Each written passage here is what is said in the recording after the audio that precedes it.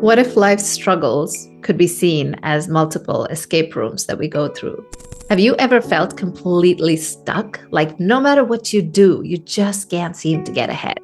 And every time you try to figure out why, you end up more frustrated than when you started? Yeah, I've been there too. And for a long time, I was asking all the wrong questions. Why is this happening to me? When am I finally going to catch a break? Why doesn't anyone get what I'm going through? And here's the thing about those questions, they feel totally valid. They feel like the natural response to struggle. But what I didn't realize at the time is that they were keeping me completely locked in place and stuck. Victim mode every single time. And victim mode, it only leads to more suffering. The shift, the actual turning point for me, came when I changed one thing, just one, the question.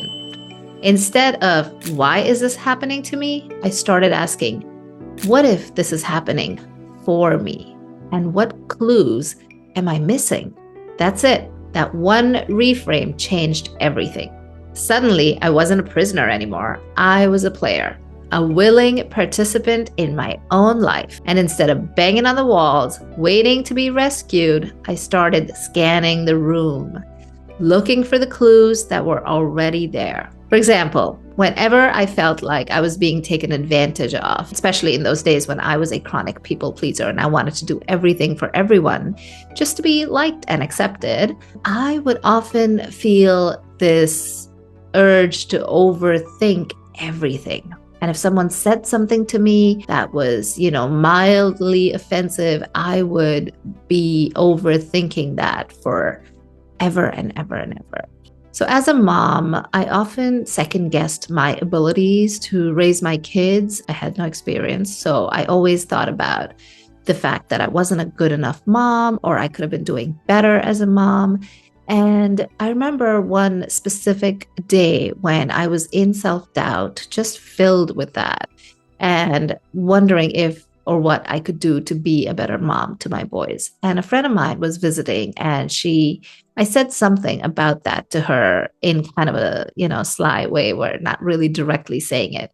But she looked at me and she goes, "Are you crazy? Because if I was half a good mom as you, I would be so thrilled with myself." And it kind of made me look around and see the things that I was doing for my kids and how amazing they actually were.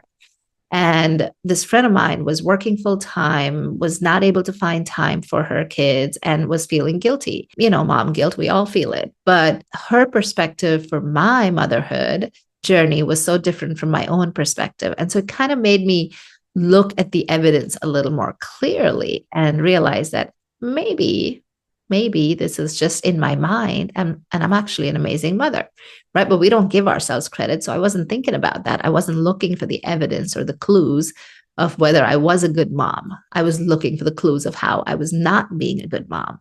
And so that is something I'm sure a lot of moms in the audience can relate to, right? But something interesting started to happen. Like one clue would lead to another and another after that. And before I knew it, I just didn't have enough evidence to support that overthinking that I was doing about being a bad mom or having mom guilt. Now, here's where the escape room metaphor really clicked for me. Because after I had gone through a few of life's escape rooms, I started noticing patterns, the same type of clues, the same traps, the same moments where people get close to the exit, but they give up just before they find it.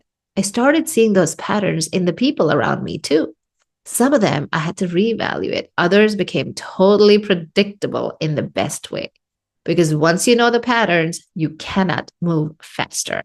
I had a client once who, every time they had a tough meeting come up at work, he would stress out and be like, "I have a terrible meeting today. It's going to go awful. It's going to be really, really bad. And I'm having a lot of anxiety around it." And I would have this conversation with him, and I would remind him to look for the clues and say, let's really take a moment to think about all the awful meetings you've been in and all the places that you have failed. Like, how often have you seen evidence of your own failure at these meetings? And he couldn't come up with a lot of examples because obviously he wasn't terrible at the meetings. He was actually able to hold his own. He was able to speak up. He was able to do whatever he needed to do to, get his point across. But the anxiety of the meeting and not having been fully prepared would get him stressed out to the point where he thought he was just not going to do well in them. Now, full disclosure, I'm not an escape room expert like the actual game. I've done enough of them to have opinions, but that's not the point. What I am an expert in is this: doing the real life version, the inner work. I have no idea how I'm going to get out of this one version. And what I can tell you with complete confidence is this: the clues are already around you. They are there. You're just not looking for them yet. Or maybe you're looking, but you've been trained to call them obstacles or blocks instead of information. Let's take another example. A client of mine who was dealing with teenagers and the struggles that come with that. For those of you that have teenagers, know what I'm talking about. She was constantly blaming herself and her kids. She was constantly saying things like, my kids are just not listening to me. They just are out to press my buttons every single day. I feel like they're just trying to egg me on every single day and just, punch those buttons and make me crazy. And so I invited her to then look at the clues and the evidence that was happening in her household. And I said, do you think that your teenagers are waking up every morning saying, today I am going to poke mom in this way. Today I am going to challenge her in that way. Today I am going to make her feel like the worst mom on earth. And immediately her response was like, whoa, that is not what's happening, right? They're not waking up and thinking how to make my life miserable. And then I asked her to look at the clues, right? If her kid was struggling with homework, could there be a clue here that says more about him than about her?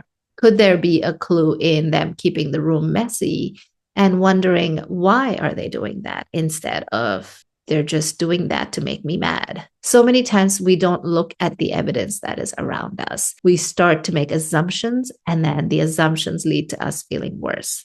So here's what I want you to take away from this episode.